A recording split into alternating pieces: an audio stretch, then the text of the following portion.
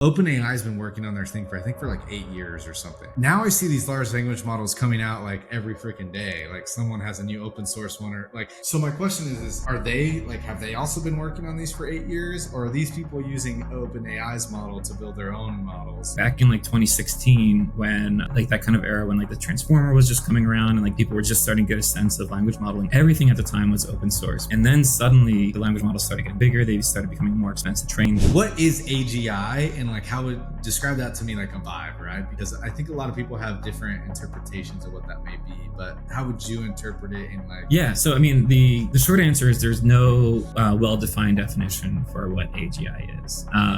Just like it's like asking like why do we fall in love? Like everybody's gonna have a definition, you know.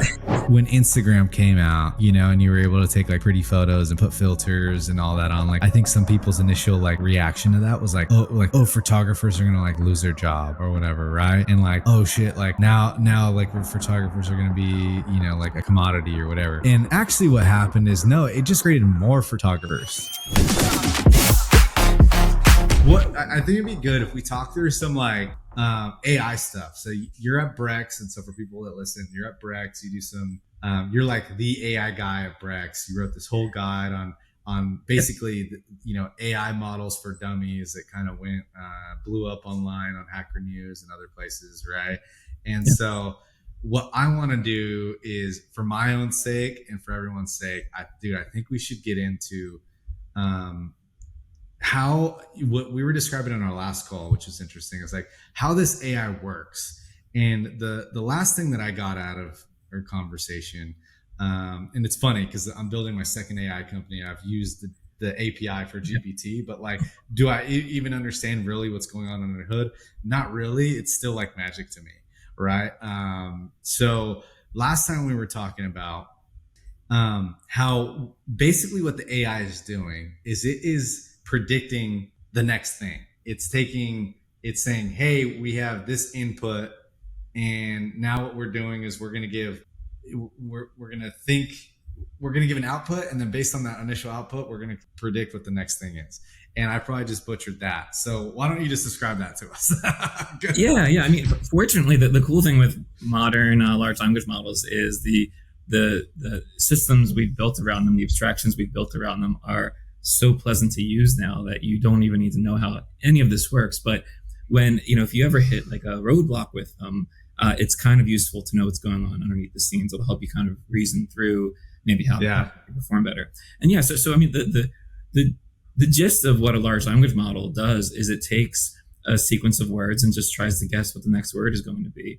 And if you're able to do that really, really well, it turns out you have an intelligent machine.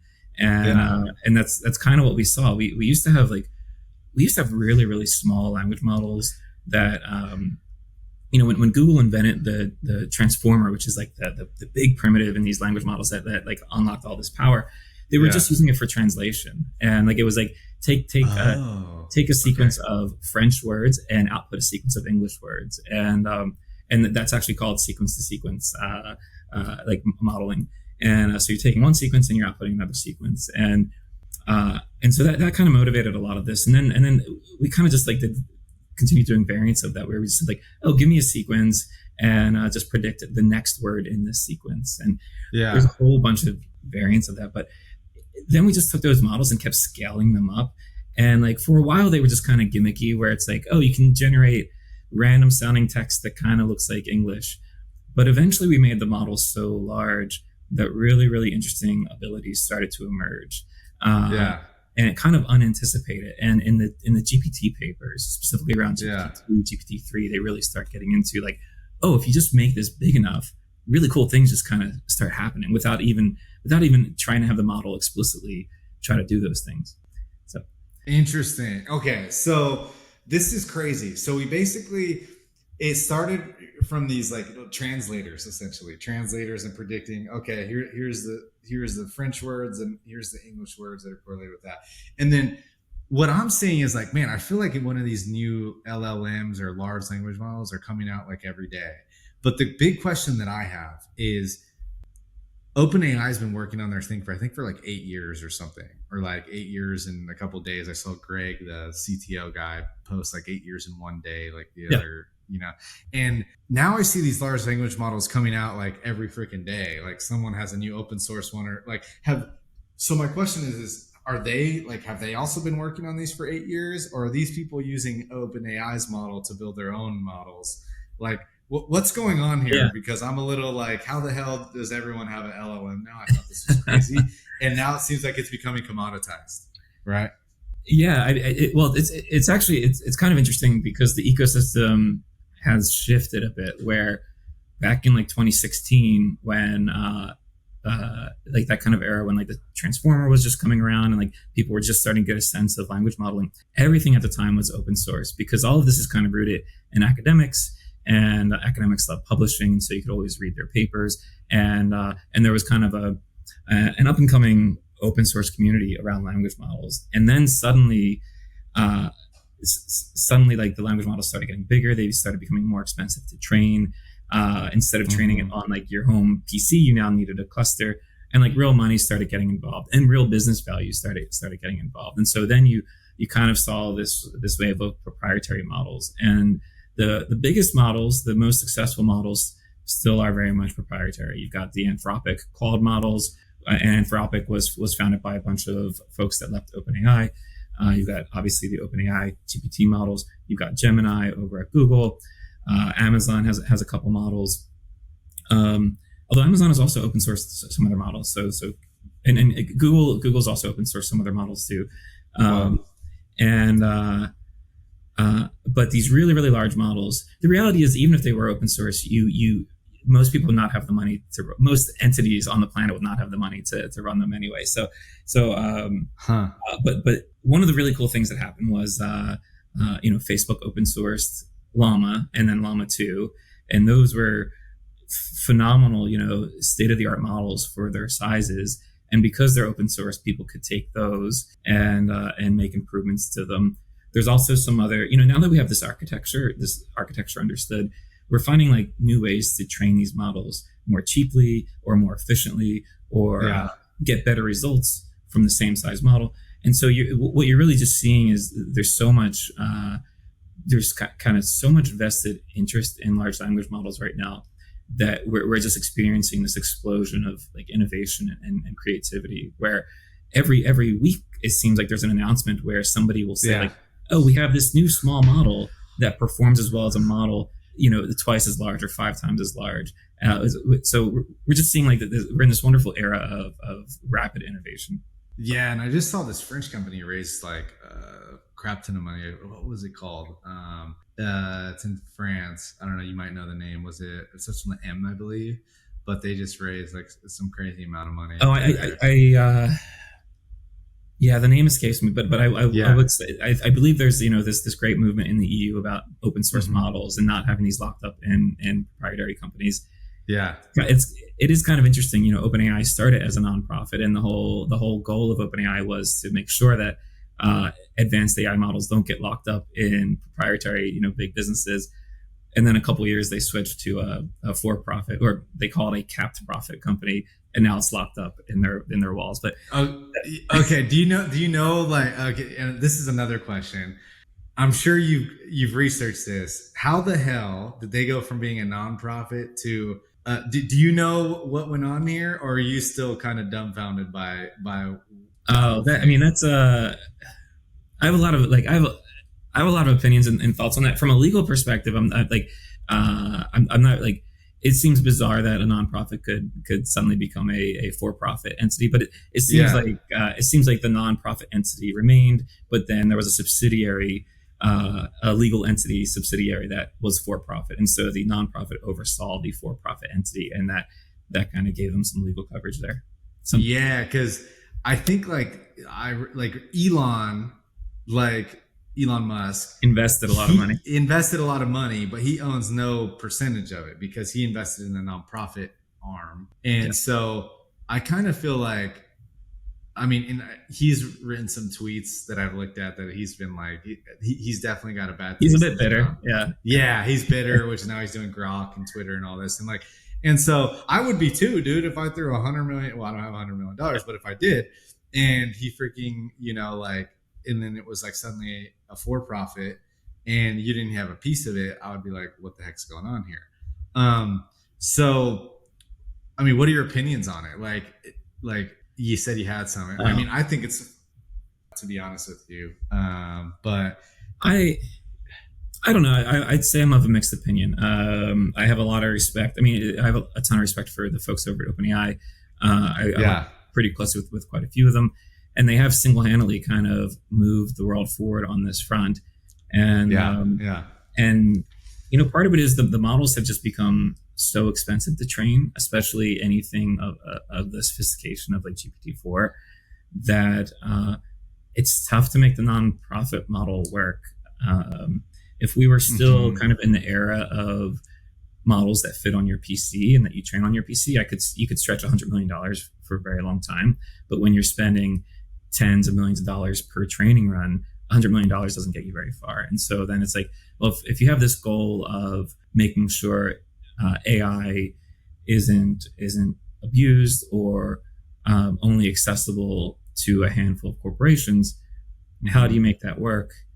And there's a bunch of different paths you could take there. The path OpenAI took is, there's debate there. I wish, earlier in their kind of life, they would say like, oh, we can't open source GPT-3 because it could be abused for generating spam or something. But now these models are so readily available. We've found that abuse really hasn't happened. And so I would love to see, they need some way to make money off of their innovations so they can keep innovating. But it'd be kind of cool if they would open source kind of the N-1 version of the model. So when they launch GPT-4, it'd be could if they open source GPT-3. Because GPT-2 is completely open source. When they trained GPT-2, they uploaded it to Hugging Face. If you don't know Hugging Face, it's like the GitHub of like AI. So GPT-2, you can download those weights. It's completely open source. Like OpenAI never tried to constrain it. It was really only with GPT-3 where they started putting it behind the. And when you say, so the question that I'm asking, I'm sure other people that listen to this is they're going to ask is, when you say GPT, like, or train, what goes into training? And I'm sure this is like a big freaking question, but like, if you were to explain it to me, like I was 5, what goes into training these AIs, and how would you explain that? Yeah, I mean, training is really the secret sauce, or like it's both the secret sauce and also the expensive part. So there's kind of two things when you're talking about models. There's the training phase, and then there's the inference phase, and the inference phase is like the phase that we're familiar with. Like when we give it a question and it gives us a question back. Like we're using the model, and that second stage is relatively really cheap. Like you can download Llama 2 and run it on your Mac laptop, and that's a large language model, but you can run it with a couple, a dozen or a couple dozen gigs of RAM. But the training side is really, really expensive. You need a whole compute farm of not even just like stock like servers with CPUs. You really need a GPU farm, and GPUs are incredibly expensive, which is why NVIDIA's stock has been doing so well over the last decade. Okay, always never bet against NVIDIA. Basically, you're taking this model, this large language model with these billions or hundreds of billions or trillions of parameters, and initially the parameters are all just random. And then you give it a sequence and you ask it what's the next word.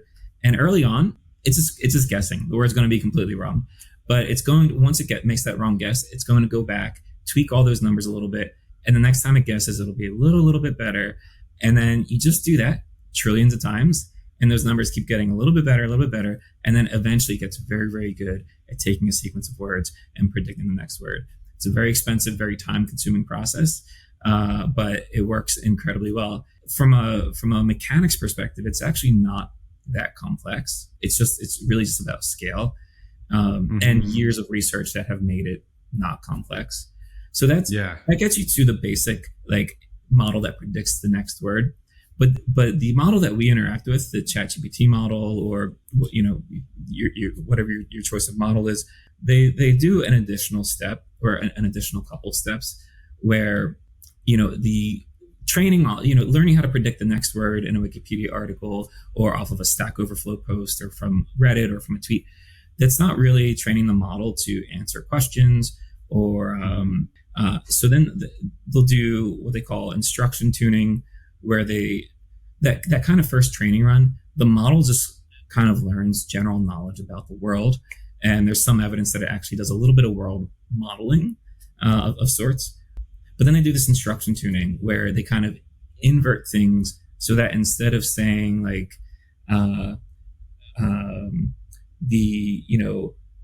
Christmas happens in December, you can invert that and say, what month does Christmas happen in? And it will answer, oh, Christmas happens in December. And so it allows, basically instruction tuning just allows it to work better with instructions. And one of the cool innovations that OpenAI had was it's called reinforcement learning through human feedback. And that sounds fancy. Yeah. You'll see it abbreviated as RLHF. And that's basically just a means of, like, in an ideal world, we would have a human sit down and say, here's my question and here's my perfect answer. Like Encyclopedia, like Britannica used to hire like tons of editors and writers to write these perfect encyclopedia entries. And like, it'd be so cool if we had enough humans to just write trillions of these entries and every single entry would be perfect. And then we could train the model on those. But the reality is we don't. And so, and even if you want to do that for a small subset of entries, it's very time consuming, very expensive. And so reinforcement learning through human feedback is a way where the model will output a couple of answers, maybe 3 answers, maybe 5 answers. And rather than having the human like author an answer from scratch, it'll say, actually, answer number 4 is the best. Not a perfect answer, but it's better than the other other answers you provided. And then they'll do that a whole bunch of times. And so it's basically another stage of that training process, but a human is involved in the training process now. And that's really when you get to like some of the amazing results that you see with ChatGPT really come from that stage. And even on smaller models, we'll see that reinforcement learning through human feedback meaningfully improves the output. It really it gives it that human touch. It improves the quality of the output, but it also makes it feel like you're engaging with a human rather than a machine. Interesting. And so they're still doing that kind of human interaction in order to train these models. Absolutely.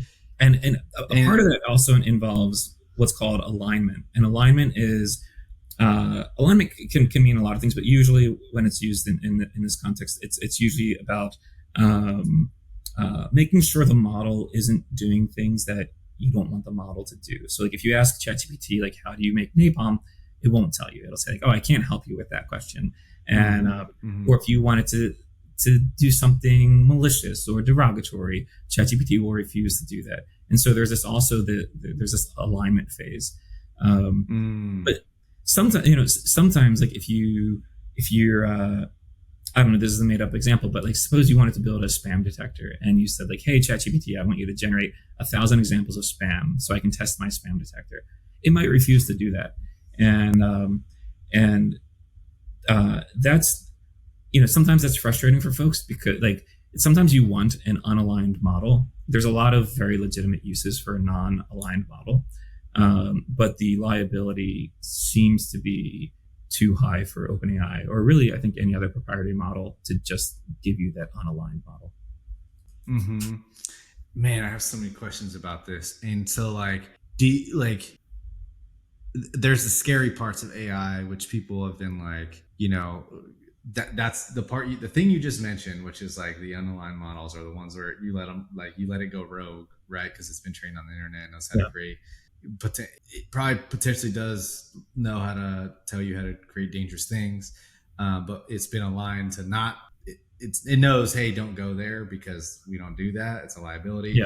But like, are there models out there that like will let you do some crazy shit like that can be scary? Or is this why there's that regulation discussion and why people are like, we should regulate AI and like, that's what this is the crux of the issue. I think a lot of the concerns are pretty overblown. we're certainly like a far way away from artificial general intelligence, AGI.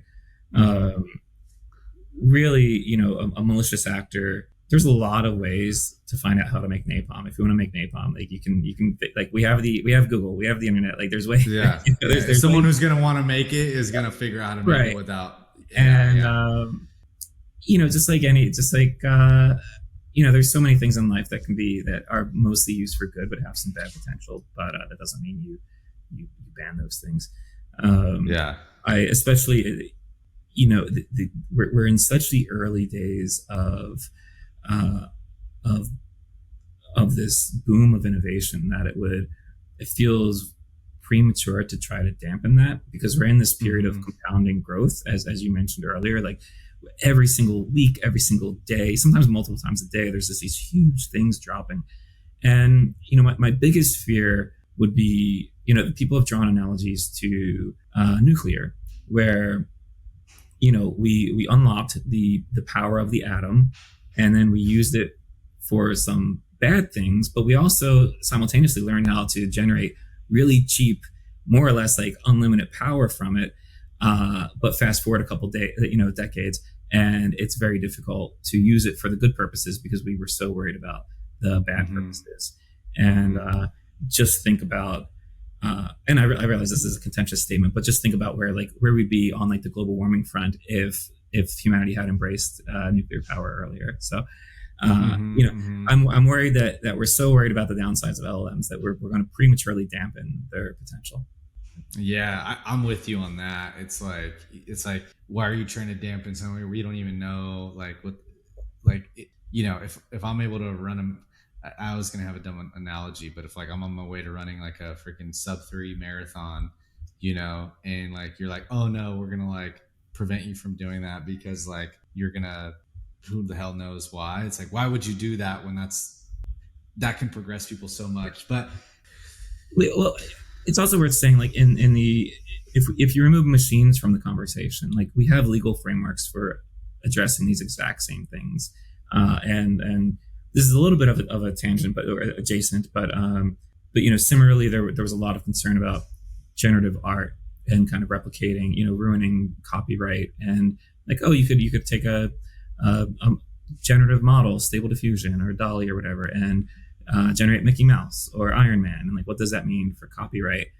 And if you remove the machine from the conversation, humans can also draw a picture of Mickey Mouse or draw a picture of Iron Man, and we have a legal framework to make sure they don't monetize that, or that's handled in a very specific way.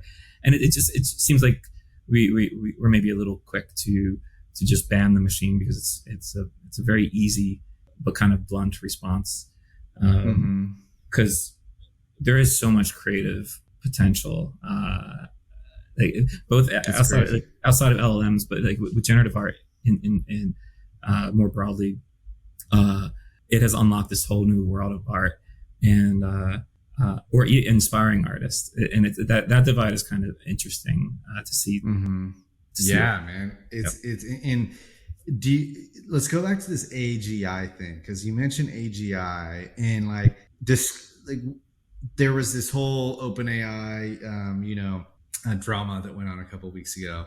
And, like some people were speculating what was the issue, did they reach AGI? Because that's the goal. And like Q star, and no one knew, or they didn't tell anyone. And like, there was all this stuff. What is AGI, and like how would describe that to me? Like I'm 5, right? Because I think a lot of people have different interpretations of what that may be, but how would you interpret it and describe what that is? Because that's what OpenAI's, like they've said that's their goal, is to reach AGI, right? And so like, what the heck does that mean, and how does that relate to like how we use ChatGPT today? Yeah, so I mean, the short answer is there's no well-defined definition for what AGI is. Just like it's like asking like why do we fall in love? Like everybody's gonna have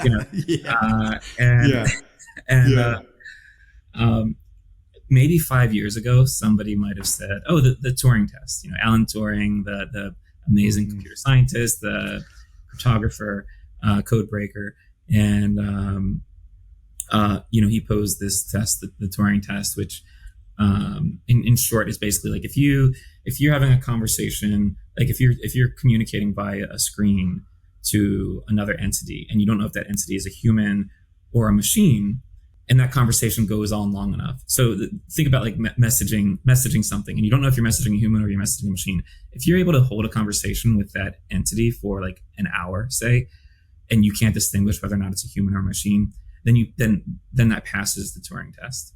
And so we used to be like, oh, if a human could have a conversation with a machine for an extended period of time, and the human was not able to discern that it's not talking to a human, that used to be the closest thing we had to a test.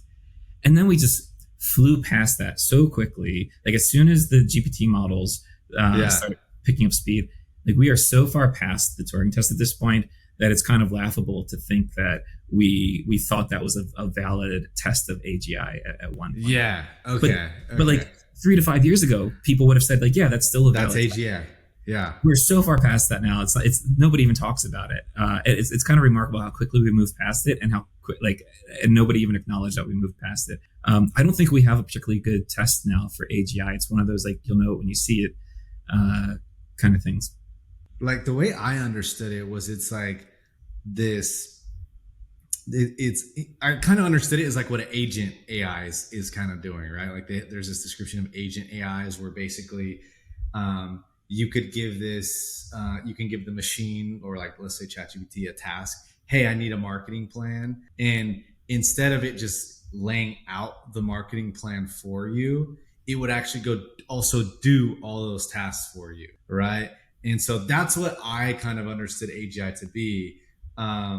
But I don't know if that's truly what it is. Like maybe that's the in between of what most people think AGI is going to be. Like I think of it as like a robot machine that's basically like a human doing its daily routine, but without like a consciousness. That's what I think. That spectrum kind of keeps moving. One day we'll have, if you had a machine that you could reliably give instructions to, and then say like, okay, like come up with a marketing plan and email my customers and all of this, and it goes and executes on that. Within a month or two, you'll get so accustomed to that it'll be no different than any other machine in your life or any other piece of software. In the same way, I mentioned the Turing test, but like people thought there were other valid tests too. Like we once thought that if a machine could play chess better than a human, that's a good sign of general intelligence. How could a machine think, through all the complicated scenarios that are present in chess? But like we blew past that ages ago, and we keep coming up with new tests, and then we blow past it, and we're like, oh, actually, this thing still isn't as capable as an average human, and they do keep, we keep making more and more capable machines, but once we invent the machine, suddenly it doesn't seem as magical as it did before it existed. Yeah, it's kind of like the dopamine hit wears off quickly, right? Like when ChatGPT first came out, you're like, holy shit, this is crazy. Like when ChatGPT 4 came out or whatever, 3.5, whatever. And then now it's just kind of like use ChatGPT. Yeah, it's a thing it's a tool that you use in your day-to-day life. Yep. Yeah, like use ChatGPT. That's crazy. So I wonder if there ever will be that moment where it's like, holy shit, like this is crazy. And for me, I think that's going to be the day when I see a robot walking around and it's pretty much like acting like a human, And it's like, how are you? And it sounds like a real human though. It doesn't sound like a robot. And I'm like, oh, I'm good. And it's like talking to me, and it's like, oh yeah, we should grab lunch sometime or something. That's when I'm going to be like, whoa, dude, like this is real. That's like Terminator shit though, And I think we'll keep getting closer and closer approximations. Yeah. And at some point, I guess you stop pretending. Like how much of a pretender, or how good at pretending do you have to be before you actually are the thing? Like fake it till you make it. Like how we'll certainly have machines that can have conversations with you and pretend to emote and pretend to be a friend. But I suspect we'll hit that milestone before we have like real AGI. But it's a very philosophical question, and I think you'll find like people debating the nature of intelligence going back thousands of years. So it'll be curious to see. I mean, maybe we're Yeah. coming to a head on that discussion. Maybe we're almost there. Yeah, well, I mean, Q Star, they OpenAI has named it, right? So like, what is their interpretation of AGI? I guess, right? From Q Star's perspective, like, what is Q Star to them? Like, is that like the agent model that we kind of talked about, or like, what the heck is that to them? Or are they still trying to figure that out as well? Yeah. Um, well, and even there, I don't necessarily know if they would claim that they've solved AGI. They maybe they made a leap closer to it. They haven't really announced anything else other than the name about QStar. And so Yeah, some people have speculated based on the name. There's a whole field of deep learning called Q learning, and there's also like a very popular classical ML algorithm called A star that is for searching through many paths. And so people are speculating that it's kind of some combination of these two algorithms. And so you can kind of infer what they're if that's an accurate uh, like if that's an accurate take on the name, yeah, you can kind of infer what they're getting up to over there, and it'll probably result in a more capable model. But I don't think 2024 is going to be the year where we have AGI. yeah. Okay, okay, got it. Okay, we don't know what it is yet, but it's not. We're not close. I guess is it, right? Okay, so next thing that I've been kind of like thinking through, Steve, is like, um, there's a crap ton of people slapping on AI onto their products today, right? Yeah, Or starting from scratch and then building, basically wrappers on a bunch of API wrappers, which are like products with using OpenAI and all that. And who do you think are going to be the winners in this kind of like AI race, right? In the way why I asked that is like, who are the winners in like the mobile app era? It was like Instagram slash Facebook because they bought Instagram. It was like the Uber, right? It was like the what's a couple other big winner examples? TikTok, right? I guess that was kind of later in the mobile yeah. craze, but like, like who do you think is going to win this AI race, and like what is going to be the profile of those companies? Yeah, well, I mean, I continuing the analogy of kind of the mobile revolution from a certain lens, Yeah, everybody was a winner because like we suddenly had these super powerful, supercomputers in our pocket, yeah, and as those individual entities were succeeding, suddenly we could get around cities faster. We could check our email more often. We could always be within reach. I mean, maybe we're actually the losers there because like we can't escape our work now. But yeah, exactly. I'm like, I don't know, man. I'm trying to get that screen time down. I feel like a loser every time I see that one. But but okay, but from a certain lens, we've kind of all won, and yeah, and I think this is an opportunity where every business will, especially internal processes in terms of like employee efficiency and process mm-hmm. efficiency. I think there's a lot of opportunities for companies to either amplify the output of their team, or improve margin or Mm-hmm. improve quality or reliability. Like there's so many opportunities for your internal processes to improve. Anytime somebody's reading or writing anything, there's potential for an LLM to aid there. In terms of products, that would be speculating. I will say we should be thinking of LLMs as kind of a fundamental new tool, much like a phone was a tool. And then it's like, oh, well, you can make phone calls on a phone, and then like, oh, you can check email. Oh, you can browse the web now, and that like how quickly that escalated. Oh, there's an app store now. Speculating where we'll go with LLMs is a little dangerous, but in my mind, I do draw a lot of analogies to kind of the late 70s, early 80s personal computer revolution, where we were coming up with kind of all these new paradigms, and not only putting computers in every home, but also thinking through like keyboards and mice and like how do humans interact with computers, much like the phone changed how humans interact with computers. I do think LLMs will fundamentally and permanently change how humans and machines work together.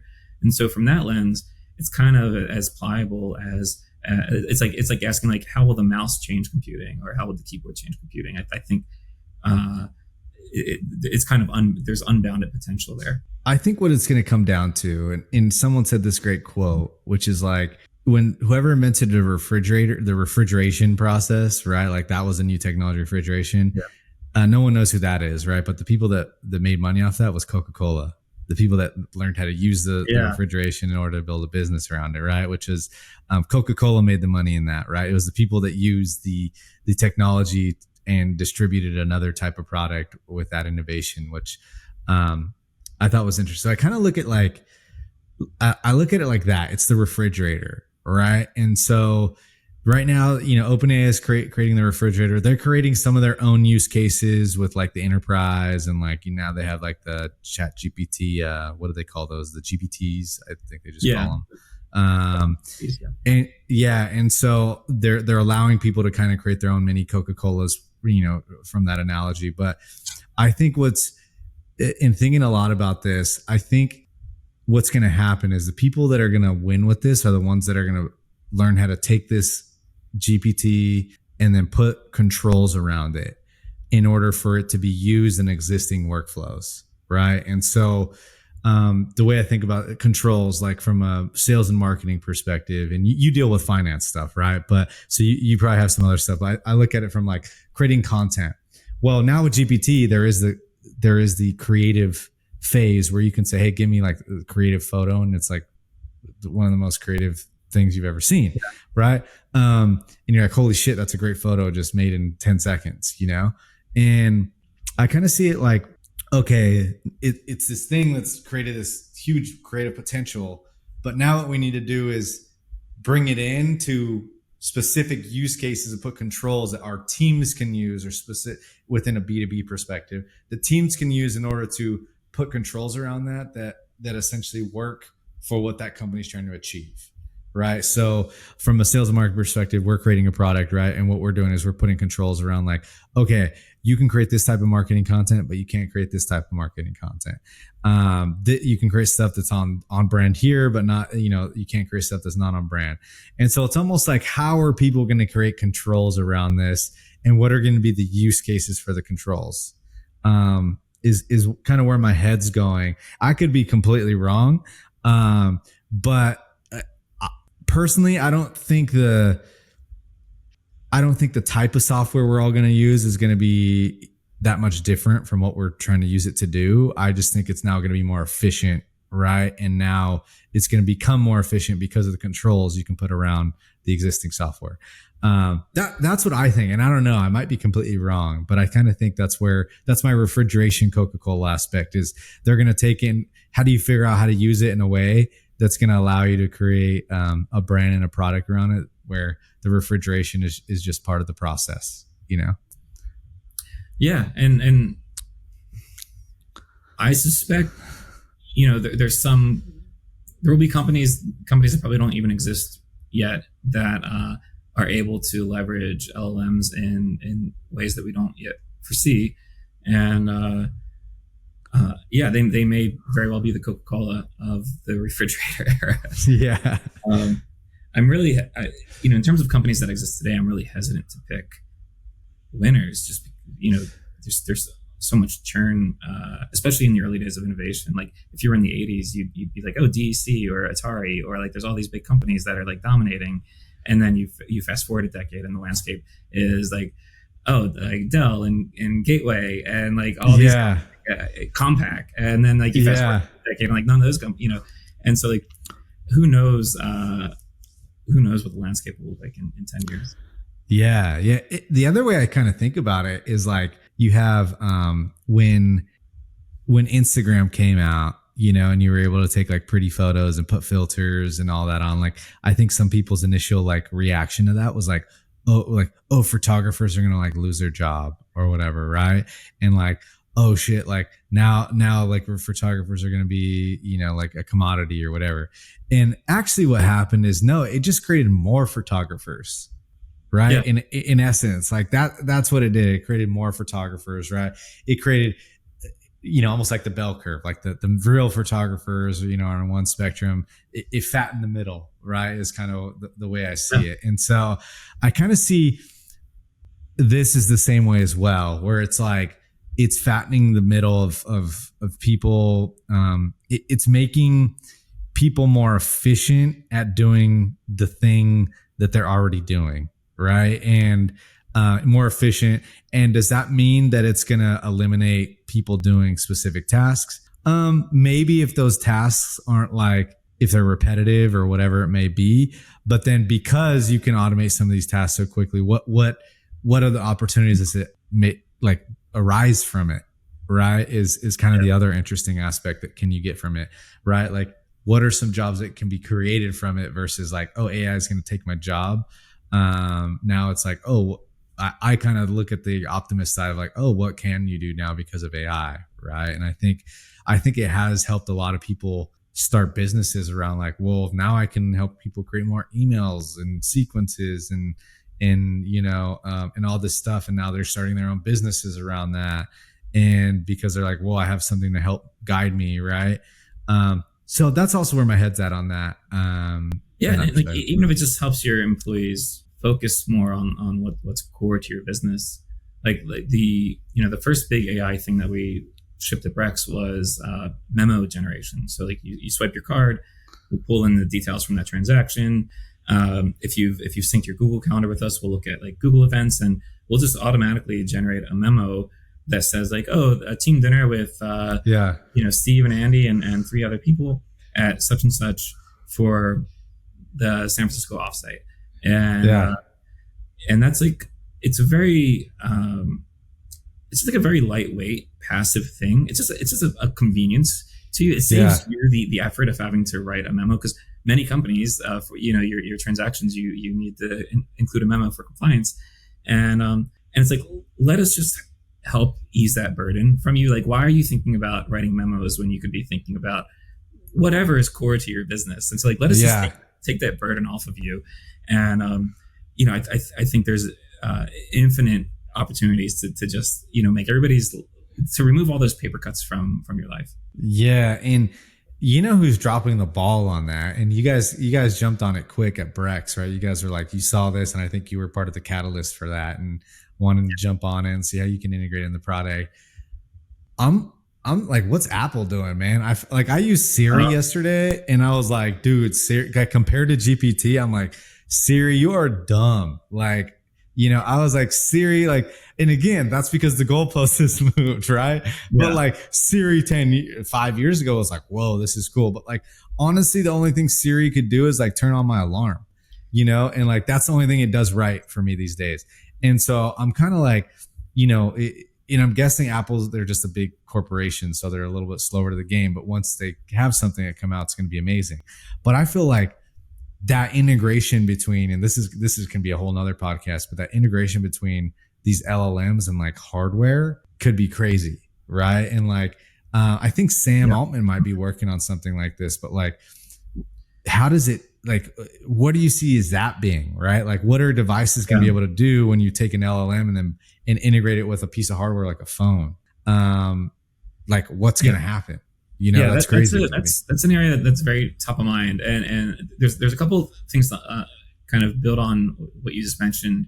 Like as far as I know, the Sam Altman hardware connection is actually a startup or a company that he was funding or going to fund or write a check, somehow getting involved with the company to build GPUs that would kind of compete with NVIDIA, or it basically be like hardware specifically tailored for large language models. But it's my understanding. Okay. I mean, I guess that could evolve to like embedded hardware on your phone, but what I've read about it was more of like a direct competitor to NVIDIA, mostly from just from a business risk perspective. You don't want NVIDIA to have such a stronghold over your business, where like OpenAI is like many AI forward companies are wholly dependent on NVIDIA right now. Yeah, but on the hardware, like LLMs at the edge is a fascinating topic for me. I think, I'm actually, on any given day, I'm running the Llama 2 models on my local hardware. I also use ChatGPT, but I do use the local model too. And there's so many like nice little things about it. There's no latency, so you get these immediate responses. Computation is surprisingly quick if you have like a pretty decent GPU. But you're also seeing, like, when Google announced Gemini, they actually announced three kind of sizes of Gemini, and one of them, if I remember correctly, they called Gemini Nano, and I believe the intent there is to have that run on Android devices. Very similarly, within the same week, Apple announced like a really cool framework for working with LLMs, and so there's a lot of, and if you kind of look at like who's Apple's hiring, and if you look at like some open source projects they've been dabbling with, I suspect 2024 is going to be a year of LLMs moving to the edge, where you have an LLM on device. I could imagine it might be too late in the cycle for the next generation of iPhones to be really LLM forward, but certainly 2 cycles from now, I could imagine a future where Apple just throws an extra like 40 gigs of RAM on device that is dedicated to a large language model. And I have no doubt that both Google and Apple are like full steam ahead at getting LLMs on device. And what does that mean for the world? Like that's a very exciting future. Yeah, that's crazy, because I'm trying to think of what are the possibilities there, right? Like if I had this on my phone and it could not only just one app like ChatGPT where I can ask it a question around, but like what are some other use cases of like the LLM? Like what if it was tied into every app, right? In the sense that like I could tell Apple is so privacy minded. Like Apple can't read your messages. Apple can't read a lot of the data that's stored on your device. So if they want to do interesting things with large language models, they kind of have to push the model to your phone, because they're not going to be reading your data on their servers. Yeah, that's interesting. So it's almost like, what the heck can all these apps do once they have this LLM? Like I'm thinking Uber, and Uber maybe like it'll sync with your calendar and then be like automatically order you an Uber. You could probably already do that with the LLM, but it's almost like this knowledge base, You could also imagine an inversion where instead of every app having their own LLM, you could imagine some kind of like global LLM. So you like imagine your Siri, and you say like, "Hey Siri, I want to go to a concert." Oh, Siri actually just heard me. I can't set directions. Yeah. I've got to unplug my devices. Awesome. Yeah. You could say, "Hey, S yeah. In 2 weeks, I want to go to this concert. Buy me tickets and hail an Uber for me, or I don't know. You give it some instructions, and then that LLM will figure out how to like open up Ticketmaster to order your tickets, and then like hail the car for you. And so you could imagine, rather than every app having their own language model experience, you have a language model that knows how to combine kind of the tools that different apps provide. Yeah, that's crazy. Yeah, that, and I think hopefully that's what they make Siri do, right? Like that's what I would imagine Siri would do, and be able to work with all that, which is would be amazing, man. Well, dude, Steve, it's been awesome, man. This has been great. It's been, always a pleasure, man. It's been freaking awesome.